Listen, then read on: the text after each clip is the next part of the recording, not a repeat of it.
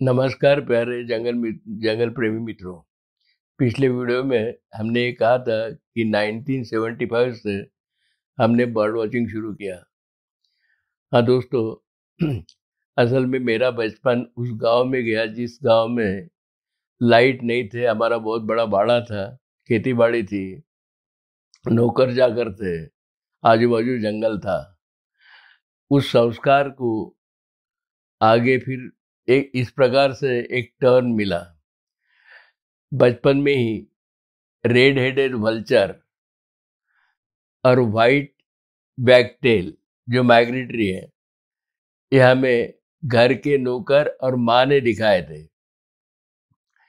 पर 75 में जब साइंटिफिक बर्ड वॉचिंग को शुरुआत किया तो पता चला कि ये बर्ड तो हमने बचपन में देखे थे। तो बच्चों, अपने दोस्तों, मेरी अक्सर भ्रमंती जो अनुभव मैं आपके साथ शेयर कर रहा हूँ, वह अक्सर भ्रमंती जंगल की, क्योंकि पहले बर्ड वॉचिंग के संदर्भ में हमने आजू बाजू की जितने तालाब, जितने जंगल, जितने अच्छे पैचेस थे, वो काफ़ी ढूंढा था। और उसी वक्त ये सब हमारे माइंड पे हावी हुए। इतनी रिच बायोडायवर्सिटी थी, पर ऐसा भी दिखता था कि इसका कोई वाली नहीं है, रक्षण करने वाला नहीं है। फिर धीरे धीरे हमारे पैर जंगल की तरफ, जंगल के बर्ड देखने के लिए मुड़े। और ये उस वक्त की भ्रमंती है जिस वक्त गाइड या ये जिप्सी वगैरह का कोई प्रावधान नहीं था। ना दो शिफ्ट थी, यानी मॉर्निंग शिफ्ट और इवनिंग शिफ्ट, आफ्टरनून शिफ्ट, ऐसा वगैरह कुछ नहीं था। स्कूटर, मतलब टू व्हीलर और फोर व्हीलर जो अपने हैं वो अलाउ थे। और सबसे महत्व की बात, मतलब उस वक्त डिजिटल कैमरे नहीं थे और अभी के जो हाई फाई मोबाइल हैं वो भी नहीं थे, इसलिए लिमिटेड टूरिस्ट आते थे। सुबह से लेके इवनिंग तक हम पूरे जंगल में घूम सकते थे, मचान पे बैठ सकते थे। टूरिस्ट कम होने के कारण ऐसा कोई समझने की जरूरत नहीं कि उस वक्त के टूरिस्ट बहुत ही डिसिप्लिन थे, ऐसा नहीं है। उस वक्त भी हमने एक नज़ारा देखा जो बहुत ही अस्वस्थ करने वाला था। मचान पे मैं और पार्क के एसीएफ हम बैठे थे। सामने टाके में टाइगर आके बैठा था। उतने में दो व्हीकल आए। एक में से एक कार में से एक 25 उम्र का एक नौजवान बाहर निकला और बैठे हुए टाइगर को देख के, शायद वो अपने धुन में होगा, वो चिल्लाने लगा, अरे सच्चा शेर, पत्थर मारो, बाहर निकलो, बाहर निकलो। अब वो टाइगर भी बेचारा इतना जेंटलमैन है कि यदि थोड़ा भी रोअरिंग करता ना, तो इसको पता चलता कि भाई जंगल घूमते वक्त एक ज्यादा का यूनिफॉर्म रखना जरूरी है। वो भी टाइगर जेंटलमैन लाइक टाके में से बाहर निकला और चले गया। बाद में जो कार्रवाई करनी थी एसीएफ साहब को, उन्होंने वो की। पर ऐसा पहले भी था, अभी भी है। पर ये जब से डिजिटल कैमरे और ये mobile phone, hi fi mobile phone आए, तब टूरिस्ट की गर्दी बढ़ गई, रश बढ़ गया। क्योंकि पोजीशन, हर एक को लगता है कि मेरे पास फोटो चाहिए, और सबसे अट्रैक्शन मतलब टाइगर। ये तो जरूर है कि ऐसा कोई आदमी नहीं होगा जिसे टाइगर देखना पसंद नहीं। पर जिस प्रकार से हम अब उसको घेरते चारों तरफ से, इससे क्या समस्या आ सकती है, मैं आगे के वीडियो में आपको बताऊंगा। पर ये सब भ्रमंती में जहां जहां हमने नए बर्ड देखे, मतलब जैसे शमा वॉज माई फेवरेट, मेरा बहुत पसंद का बर्ड था। शमा ढूंढने के लिए मैं काफी जंगल घूमा। तो ऐसे जो भी बर्ड या एनिमल मुझे दिखे तो वो मुझसे एक सवाल पूछते थे कि तुझे, हमें देख के तुझे खुशी हुई, इसमें हमारा फायदा क्या।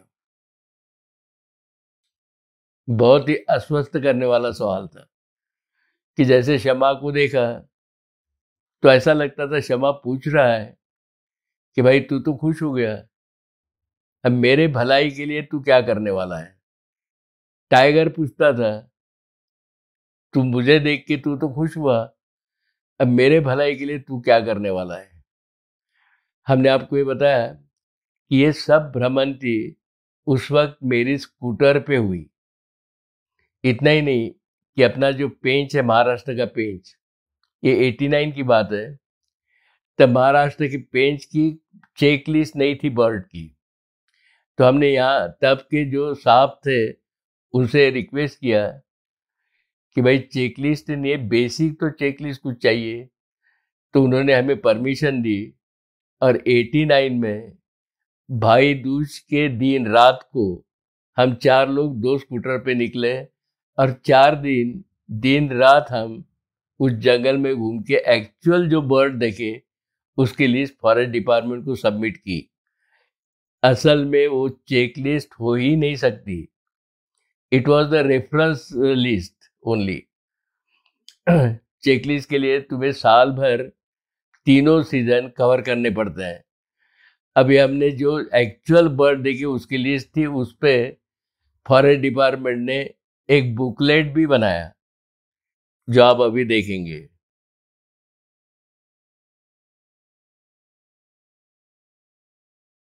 अक्सर मैं जहाँ घूमता हूँ वहाँ का, घूमता था मतलब स्कूटर से, वहाँ का मैं मैप, हैंड ड्रॉन मैप बना के रखता था। मतलब अपन कहाँ से कहाँ गए, किलोमीटर कितना था, ये सब। यानी इसके बाद जब जब भी कभी मौका मिले तो रूट फॉलो कर सके, ऐसा एक मैप, हैंड ड्रॉन मैप भी आपके सामने प्रस्तुत कर रहा हूँ। तो दोस्तों, हमने ये बताया कि ये जो वाइल्ड लाइफ है, चाहे बर्ड हो, चाहे इंसेक्ट हो, चाहे रेप्टाइल हो, चाहे टाइगर हो, ये जब हमसे पूछते थे कि तू हमारे लिए क्या करने वाला है, तो मुझे 2 संतों का आभार मानने की बहुत इच्छा होती है, मानना चाहिए मुझे, जिनके मुझ पे संस्कार हुए। मुझे थोड़ा एक सौभाग्य मिला इन 2 महासंतों के सहवास का। उनमें से एक है राष्ट्र संत तुकडोजी महाराज और दूसरे संत गाडगे महाराज, जिनके नाम से अमरावती यूनिवर्सिटी है और तुकडोजी महाराज के नाम से नागपुर यूनिवर्सिटी है। ये दोनों का जो मतलब एजुकेशन देने का तरीका था, वो कभी भी ये नहीं कहते थे कि सब श्रद्धा मुझ पे रखो और आप निश्चिंत हो जाओ। गाडगे महाराज जो थे ना, वो तो पैर भी नहीं छूने देते थे। वो पैर छूने गया तो कोई कोई पैर यदि छूने गया तो कहते थे बस बस बस, मैं समझ गया समझ गया, तू क्या करने वाला है, तू मुझे भगवान बनाने वाला है और फिर सब जवाबदारी यानी रिस्पॉन्सिबिलिटी मेरे पे छोड़ने वाला है, तो खुद की रिस्पॉन्सिबिलिटी कुछ संभालेगा नहीं। तो दोनों को यही पढ़ाई थी कि भैया खुद पे भरोसा रखो, खुद पे श्रद्धा रखो, खुद के काम पे श्रद्धा रखो और अपने रिस्पॉन्सिबिलिटी से बिहेव करो। तुकडोजी महाराज का जो ग्राम गीता है वो तो असल में सबने पढ़ना चाहिए। तो ये सब संस्कार जब हुए तब इसमें से ये जो वाइल्ड लाइफ पूछते थे कि तुम क्या करने वाले हो, तो मुझे एक बड़ी खुशी होती है कि मेरे सामने जो ग्रीनरी आप देखेंगे अभी, वो 82 में किया हुआ हमने प्लांटेशन है।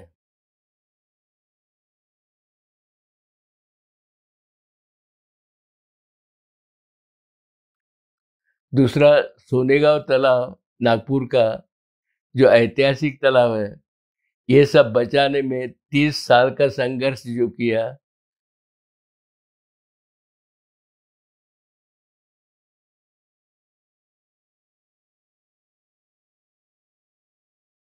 फिर मार्डो कैन इज ग्रेट इंडियन बस्टार्ड,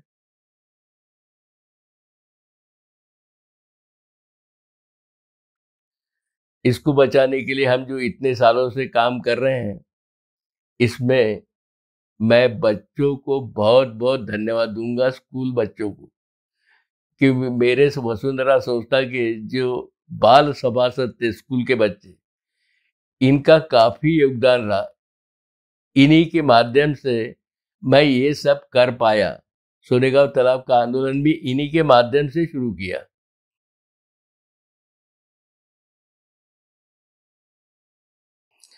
इनके लिए काफी वर्कशॉप भी हुए, और हर साल वसुंधरा की जो ट्रिप जाती थी बच्चों की, वो जंगल में ही जाती थी।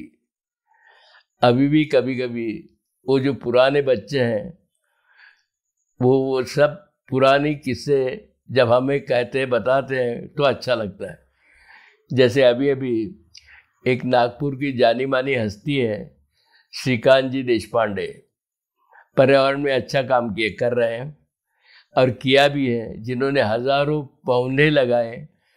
इतना ही नहीं कि अपना तेलंखेड़ी तालाब है, उसकी केस भी हाई कोर्ट में उन्होंने पीआईएल डाली थी। उनका भी एक इंटरव्यू हुआ। उन्होंने इंटरव्यू वालों ने उनसे पूछा कि तुम्हें ये प्रेरणा कहाँ से मिली? तो उसने जब कहा कि मुझे ये प्रेरणा गोपाल ठोसर सर से मिली, तो अच्छा लगता है। एक सर्टिफिकेट, मतलब ऐसे कई है हमारे विद्यार्थी जिन पे ये संस्कार हम कर पाए। तो एक सिर्फ रिक्वेस्ट ये है कि टाइगर देख के खुशी तो सबको होती है, पर इसका जीवन कितना हार्ड है ये हम कभी जानते हैं? ऐसा नहीं होता कभी कि, क्योंकि हमने कुछ लेडीज ऐसे भी देखे हैं कि अरे डिस्कवरी में बार बार देखने से वो टाइगर ना जिसकी शिकार करता है उसकी शिकार करता है, तो अब टाइगर देखने की इच्छा, मतलब वो तो घृणा होने लगी। इसकी वजह यह है कि हमारे पुराने जो कहानियां हैं, हिसाब नीति वगैरह, उसमें यही कहा है कि टाइगर कैसा दुष्ट है। दोस्तों, टाइगर को एक किल करने के लिए 5 अटेम्प्ट जब करेगा तो एक सक्सेसफुल होता है। ऐसा नहीं कि मारते गया, नहीं तो उसने गोडाउन भर के रखे होते। 8-8 दिन तक कभी उसे खाने को नहीं मिलता, 8-8 दिन तक भूखा रहता है। जबकि वाइल्ड लाइफ है, पर इसमें निसर्ग ने कुछ व्यवस्था ऐसी की है कि कुछ अच्छे गुण इसमें क्वालिटीज दिए हैं, कुछ अच्छे दूसरों में दिए हैं। जैसे टाइगर का हियरिंग, सुनने का जो क्षमता है, बहुत ही तीक्ष्ण है। सेंस ऑफ स्मेल जो है वो उतना तीक्ष्ण नहीं है, पर बाकी चीतल वगैरह जो एनिमल है, हर्बीवोर है, इनका सेंस ऑफ स्मेल एकदम तगड़ा है। आईसाइट भी ठीक है, हियरिंग भी ठीक है। इसका हियरिंग ठीक है, आईसाइट उतनी तीक्ष्ण नहीं है जितनी उनकी है।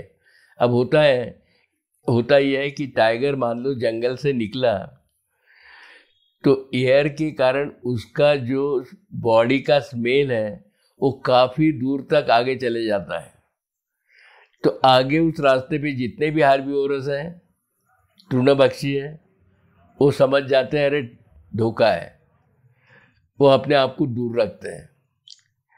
अपोजिट डायरेक्शन में यदि एयर हो और उनको स्मेल का मतलब गंध नहीं आया हो, तब जाके वो कभी वो एक आध बार शिकार बन जाते हैं।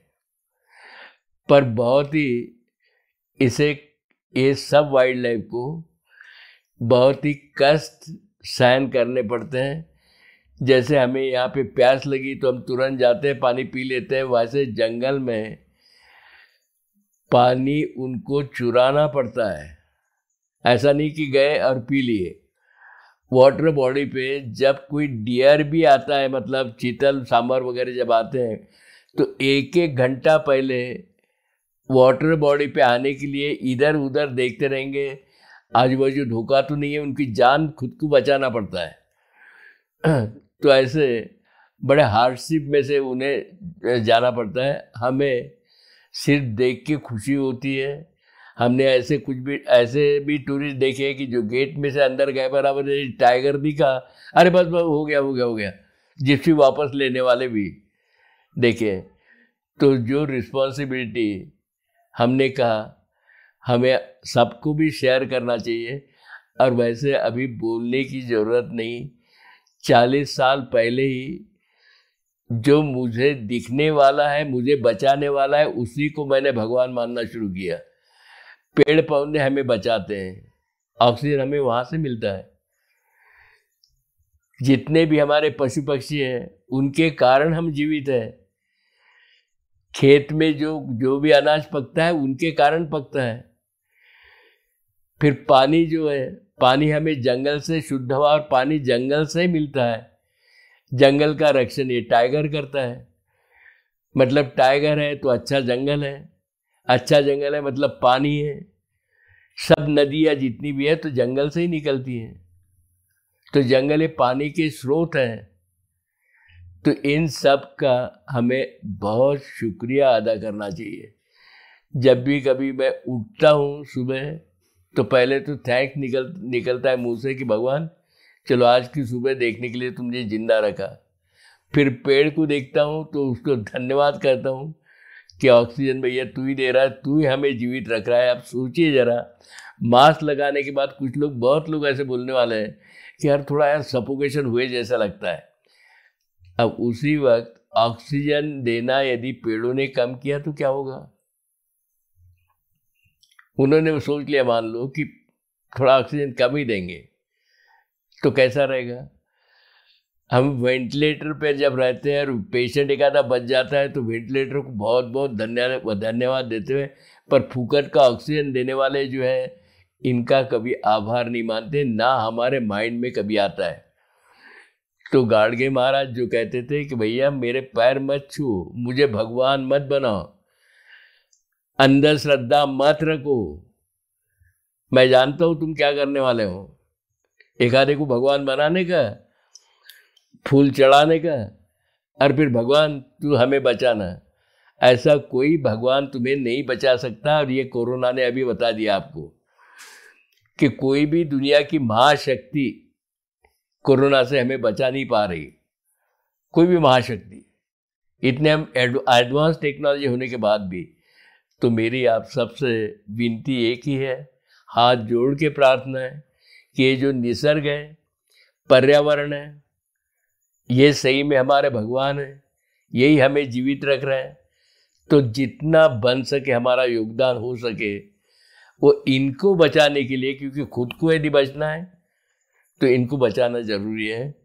तो आप सबसे हाथ जोड़ के यही प्रार्थना है कि आप कृपया पेड़ों की कद्र करिए, तालाब नदी पानी जो है जहाँ से पानी मिलता है उनकी कद्र करिए, जंगल को बचाने की कोशिश करिए। हर पेड़ का अपना एक खुद का महत्व होता है। तो एक पेड़ भी यदि टूटता है तो दिल रोना चाहिए आपका। तो ये सब करेंगे, इतनी उम्मीद है और धन्यवाद।